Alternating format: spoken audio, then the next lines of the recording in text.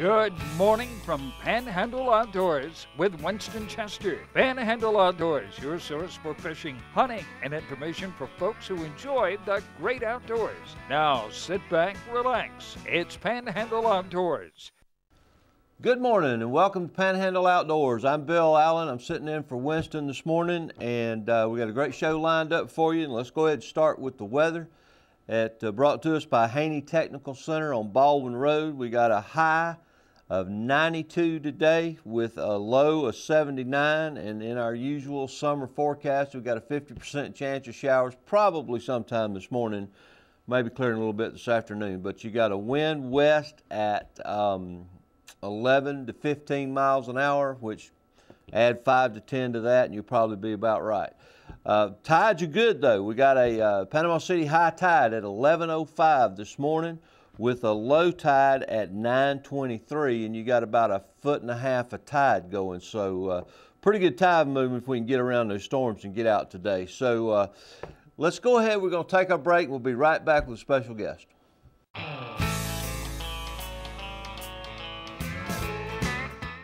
Welcome back. I'm joined again, as usual, by my good buddy Mark Coward. How you doing, Mark? Great. It's great to be here this morning, Bill. Good. I'm glad that you're in. I want to go back just a second and do the river readings. I forgot to do those this morning. So we're looking at Apalachicola at 3.9 feet and falling, which is a great time to be over there. Great time, especially if you love to catfish.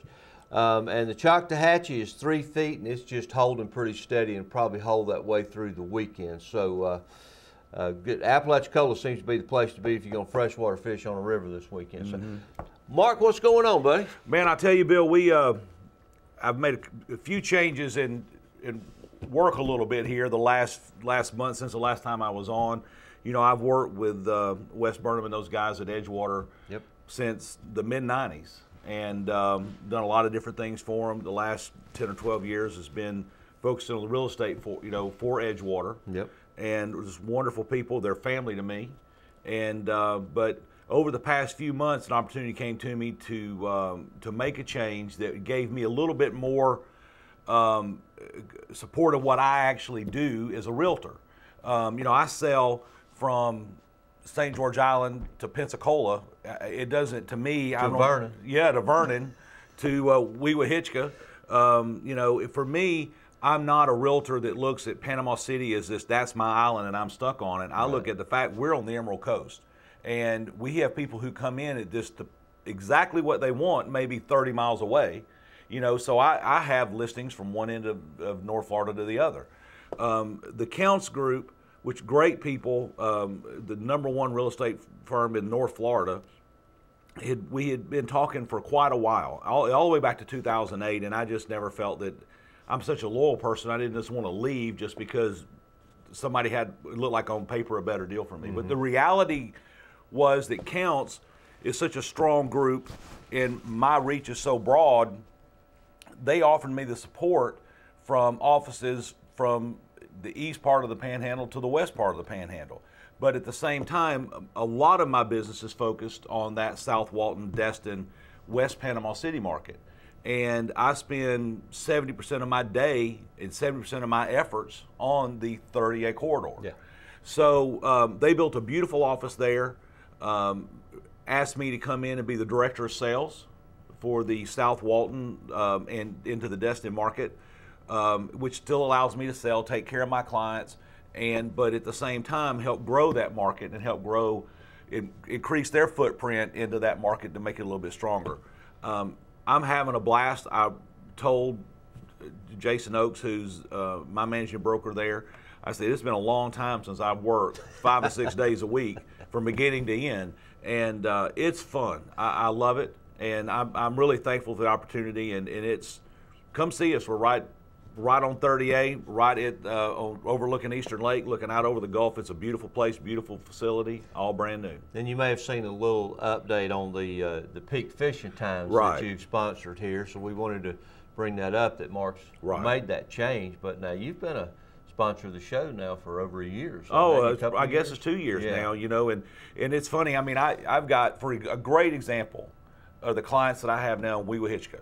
And in Weewa, you know, I've got beautiful lots for sale, homes for sale.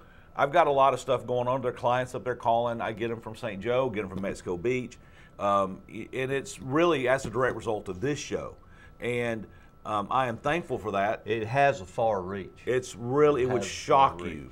You know, Bill and I have talked about it many times. You can be anywhere in North Florida, South Alabama, even in Alabama, to Dothan, to Mobile, and say, hey, I saw you on that outdoor show, you know, and it's it does. It's really cool. Even not being on all the time. Oh yeah, just every now and then. That's absolutely right. And I also noticed that there's quite a few times that you incorporate maybe a fishing trip into your client. Well, I will say that as a full-service realtor, that if you like to inshore fish, man, that's what it.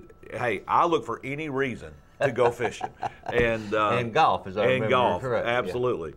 You know, so but anyway, I'm excited about it, and I'm really appreciative and thankful for all the opportunities given us, and every day being in North Florida. We're in heaven here, and people. I told somebody the other day, I said, we live where people want to come vacation. No, that's true. Yeah. That's very true. It's and you know, especially from my industry, you know, in the money business, that you know, I can see that home sales are picking up. Absolutely. You know, we're talking about interest rates, and I imagine there's a lot of interest right now in doing something before the Fed's going to raise rates. Oh, you know, you're talking, that's so accurate. A younger couple, especially a couple that's it's their first home, they can buy so much more house today because the rates are so low. In other words, their cost for the money is so low, it lets them increase the house that they would buy. You know, they can buy a $50,000, $60,000, $70,000 more, a home that's more than they thought they could afford for the same payment. For the same payment. Yeah. Yeah, and I know that it's that our area is so desirable for so many people, you know, and coming through the great crash in '09 and that kind of thing, there was not many foreclosures left, are there? No, and it's just last night we were talking about that. What's happened is that any foreclosure or short sale left, they're so few and far between, and they're a little more complicated to do, because if they weren't, they would be gone. They would already be gone. Gone, right. And well, that's just. And I can talk from personal experience. You know, my sons and I bought the acreage that we hunt on up there in Vernon, which Mark found for us. Beautiful. And negotiated, and you know, the condo that I bought 4 or 5 years ago now, Mark really handled the whole thing right through it, and just did a fantastic job. So we're going to take our break.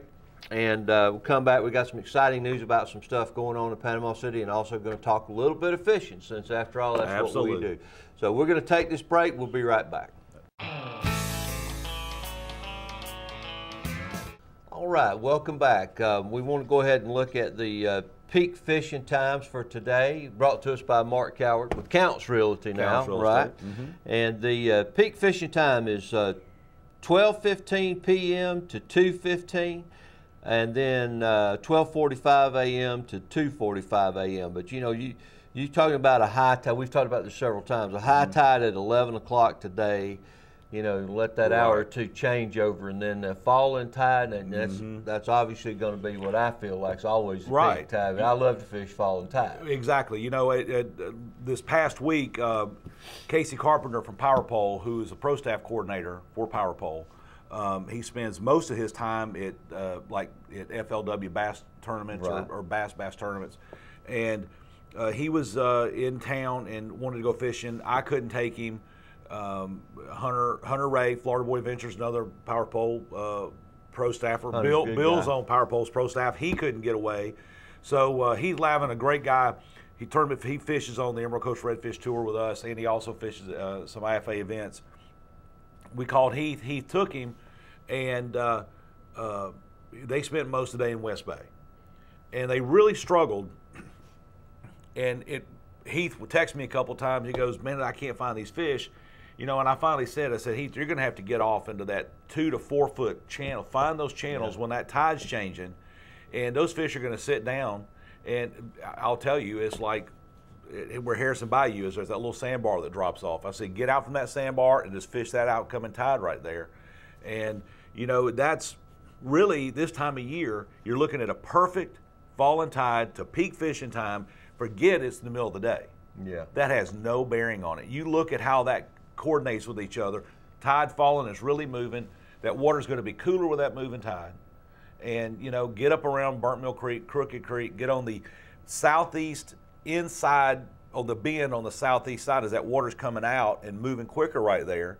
You know, that's just like going to Golden Corral for the buffet for those fish, man. Here it comes. Let's wait on it. Yeah, and that's why, you know, the falling tide is always more predictable. Yes. As far as fish goes. But now there's an event coming up this weekend. In fact, you're going to be leaving right now. Yeah, we're leaving. Pre-fish, Yeah, we're right? leaving shortly. Michael and I will be heading to Pensacola for the Emerald Coast Pro Series over there.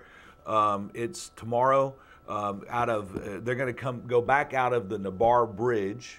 I don't remember the name of that landing there. It's a beautiful landing, great facility. Yeah. Because it's just simpler. That's more centrally located for those who are going to run all the way back to West Bay. There will be people run to Apalachicola, believe it or not. Oh yeah. And some will run into Mobile Bay from there. I think Michael and I are going to stay in the Sound. We found good fish last tournament there. We covered a lot of water that day and ended up coming right back to the same place every time. And we had a top 5 finish, but we were 3 minutes late to the check-in, which cost us £1 a minute. You lose 3 pounds in a redfish tour event. That's big time. Getting your butt spanked Basically, right there. Ounces is the difference between first and sixth. Yeah. I mean, you know, boy, you're right about that. All right, let's just talk just a little bit about this. I talked to a lot of people. A lot of people ask me about going different places, and it's so many people, including us, every now and then get stuck in going to the same places over and over again because you caught fish. Well, you know, it's a big bay. West Bay's a big bay. You're right. You know, East Bay. North a lot of territory over there. So let's just talk a little bit. If you're looking, I always start, thanks to my son, I always start on Google Earth. Right. If I'm looking about an area, or if I'm trying to find a new area to go catch fish, you know, you pull up Google Earth and you can see the sandbars, you can see the points, you can do those kind of things. So I'm going to narrow down a new area by going to there first. Right. I mean, Dalton found what was it, 3 or 4 years ago? He found a little creek open that neither one of us even knew about on the way over there, and it turned out to be good. But, and when you approach that, give me your approach to fishing new water once you've settled into territory that you think is going to be good. What Michael and I'll do, and Bill's exactly right, and what Dalton did is what we do. What I go to look at the latest Google Earth image, and I look at the previous. You can go back look at the previous image that they had posted, and I look, was there a water change? And in other words, was there runoff that got created, or did anything change about a spot? Because you can have sand, especially from going out of the winter into the spring, where you fish last fall and summer. All of a sudden, that north wind moved that sand around, and now that water's not the same. Different. Absolutely. So, but what we do, and we did that in East Bay last year, was a good example. We found, matter of fact, you and I went and pre-fished a little bayou that I had really looked at really hard, because there were 2 little creeks feeding it, and the creeks were going south out of the bayou, so really it wasn't a creek feeding, it was just the high tide pushing back. But on the falling tide, it created it's like a creek feeding it. And but what I was looking for, was there deep water or deeper water feeding that bayou? In other words, was there an interstate, so to speak, that those fish could travel in and out? You're not going to get a school of redfish to push up on a real shallow flat, big wide flat to get into a bayou that's a little deeper. They are going to have just some route that they're going to cover, and it may only be 5 or 6 inch difference. I mean, it does not have to be 2 and 3 feet. But when you're looking at that, I'm looking to see on Google Earth, I'm trying to find a water flow pattern out of that. And so. And it's clearly defined. Absolutely. I mean, it's clearly defined. Right. And a lot of times on Google Earth, you're looking at it and it looks like there's no water. It's like you're looking at dry land. That's not the case. You're looking to find the grass line, that's the edge. Right. And there's times that is dry in those real big tide changes, especially in the winter. But what I'm looking for is that we're trying to find some transition, so to speak. And we're really focusing on that transition when high tide's really pushing up, or the tide's starting to fall and pushing back out.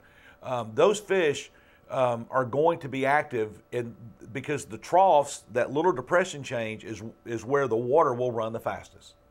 And they want, in seminars we talk about this all the time. When you're looking at those areas, You got to think a bass or a crappie, for example, vertical cover. In other words, a dock, brush, stumps. That's a vertical, like us. Imagine us standing in a field with one tree in the middle of the day. We're going to stand on the shade side of that tree. These fish are going to get to that shade side, so to speak, of any depression. Sometimes what we don't realize is their cover, their vertical cover like this is really a horizontal cover, but it's a grass line. It's where that grass goes to sand, grass goes to a mud, whatever it may be, it's that edge, just that just straight edge to them. It's just like this piece of paper. You know, that if it's only an inch and a half, or let's say it's this book an inch and a half up, that inch and a half to them is like us standing by that tree in the field. Oh, yeah. It can make a big difference when you know you're talking about real shallow water. Absolutely. We're going to continue this in just a second. There's a couple of more tips about going to new areas that I want to get into, and then we got to talk about it, this big show coming up that I think everybody's going to love. So we're going to take this break and be right back. All right, welcome back. We're discussing fishing new water. You know, we've talked about how to find it and what you're looking for when you go to an area. And I know Michael does this real well. Of course, you know, he's the brains of the outfit anyway. I knew that. But and Dalton, who you could basically say the same thing about, they pay a lot more attention than we used to, and it's just the truth. They pay a lot more attention when you get to that new area, anywhere you go, at what's available, the bait, the size of it, you know, what's there, you know, because every area doesn't hold everything. You're exactly right. And I know that it's proven out for both of us that sometimes, you know, you got to go down in size. Oh, that's a fact. Bait-wise to match what these fish are eating, or up in size. Yeah, but I mean, right. When you get to that area, you start looking around, you pay attention, you see what's there when the water's clear enough, and Lord knows it's been clear, you know, for a while, in determining what these fish are feeding on. Right. And another thing is that one of those epic days when we had those fish, those redfish that were moving just from spot to spot, spot to spot, and we're catching fish fast, and the fish, when I'm trying to get the fish off, they're in the boat, and I'm trying to get them back in the water. We got a boat full of sandworms. Yeah, that was very eye-opening to me. It really was. You know, that day. Don't forget about a worm. Yeah, that's exactly right. Matter of fact, we talked about Hunter Ray a minute ago. Hunter Ray, again, a guide over out of Choctahatchee and Florida Boy Adventures, was talking about a school of redfish that they found that they'll probably run back into from Pensacola to fish in just south of Freeport, up on the north end of Choctahatchee. They couldn't get these fish to hit. They're looking at them, they're seeing them. I mean, they're throwing everything they can throw, and finally they decide they dig in a bag and find some bass worms, so like almost like a stick worm, and you know, they're trying that. It didn't work. But that's the believe it or not, you don't know what will trigger that strike. Strike, and that's oftentimes Dalton and Michael both will be catching fish. It'll start to slow down. They'll start changing baits. Oh, it doesn't even have to slow down. And I'm going, dude, what are you doing, man? And Michael goes, Dad, you know, and he's changing, and we really have been doing pretty well. And he'll put on something. Next thing I know, I'm in there digging change to what he's got because he's catching. They're wanting to see if it works while they're hitting. They really do. Where I'm going to stick with it till it paints off and it's gone as long as I'm catching fish. But they just have a different mentality, you know, in approaching catching those fish. But yeah, you keep those olive, off-white type stick worms, just like you're talking about, exudes or whatever they are. Yeah. I've always got them in there because, and then, you know, there are times where it doesn't matter. No, you know, I've thrown the entire time. I've threatened to take the whole box, bag, and everything, just throw it in and just tell them to pick one. You know, Michael and I. Because sometimes they're not feeding. They're not feeding. You're not gonna make them feed. Michael and I this year.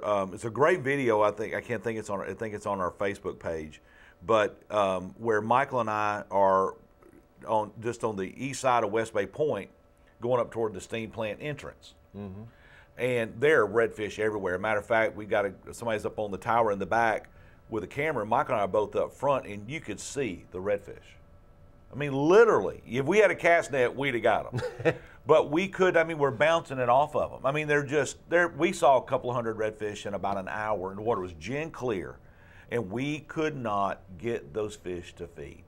and we never got one to hook. We'd have one or two turn on it. You'd have them nudge it, and we're watching, and nothing. Sometimes the most you can accomplish is just aggravating them where they'll push at a bait or something. So, I mean, don't get, my brother-in-law, Cliff, he gets so depressed sometimes when he can't catch those fish like that. And he said, I just can't.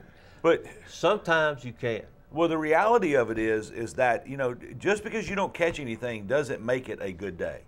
Oftentimes you'll learn more on days that you're skunked, so to speak, than days that you're out just catching 9 or 10 redfish in a 2 or 3 hour day. Yeah, when you can throw anything, you're not really. That's so much fun. But the reality is that to get better, you're going to have to look. You see what failed and why it did, and look back and think, okay, well, this is where they were, but they weren't doing this. Every day's a learning. You learn from the failures just like you do your success. Absolutely. We should be the smartest guys in the world. You're right about that. We want to talk real quickly about something coming up here that I think is going to be fantastic for the fishing and outdoor community. And tomorrow's show, I'm going to be here tomorrow, so please tune back in. Don't just watch something else. We got a really special guest coming on that's going to talk about this outdoor bike and boat show and what all's. But we want to touch on it today and just let you know about it. There is Labor Day weekend at the Harley-Davidson dealership on Back Beach Road, which if you've never been, that's impressive. Just from a facility, it's impressive. One of the top 10 Harley dealers in the country in retail sales. I think there's 6 or 7, something like that. But there's going to be an outdoor bike and boat show. It's a great idea. It's a full boat show. Vendors, fish fries, cook-offs, inshore seminars, fly fishing seminars, cast net seminars, motorcycle riding seminars. They're all kind of different events. A lot of activities, a lot of food. A total family event, and they've coordinated it very wisely to make it available to everybody that's in town on a good weekend where everybody can come. There's going to be more about this tomorrow. I hope you come in. The lady that's marketing this is going to be here. Have a great day. Do something nice for somebody, and we'll see you tomorrow. Thanks for joining us for Panhandle Outdoors with Winston Chester. Panhandle Outdoors features hunting, fishing, and other activities and information to help you enjoy the great outdoors. Join us next time for Panhandle Outdoors.